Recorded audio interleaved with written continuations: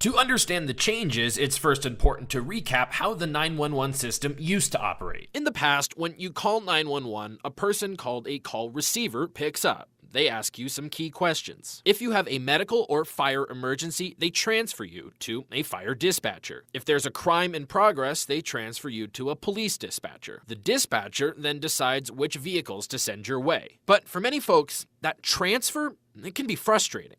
That's because you have to repeat information. So when Shrek was created last year, one of the key promises was eliminating the transfers, streamlining the process so callers only had to give information once. But until this week, that hadn't happened, meaning a whole new system was created, which, as we reported, was a messy process, and it hadn't provided any tangible benefits to citizens. This week, the long-awaited changes arrived. Now, most people calling 911 will only speak to the call receiver. They'll ask all the questions and write down the information. That info will go to a dispatcher who will use it to send out response teams. But the dispatcher will no longer speak directly with the caller. Shrek leaders lauded the change in statements to the press today. Valley Fire Chief Brian Collins said in part, quote, "Seconds mean everything to emergency responders, and by going to this new streamlined system, lives will be saved." But still, some argue the change is actually for the worse. Tim Archer heads the union representing fire dispatchers that work for the city of Spokane. He says dispatchers have specialized knowledge that call receivers might not, and so it's important for them to be able to ask questions of the callers directly. That real-time interaction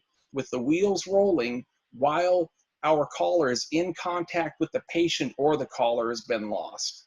Being in direct contact might, for instance, let a dispatcher increase or decrease the size of the response as circumstances change. He says the new system is just as likely to slow down the process as to speed it up. It's already caused some lag time in calls being transferred to our dispatchers, as well as the appropriate resources being dispatched, or even more importantly, like I said, that real-time interaction where the resources are upgraded or downgraded en route.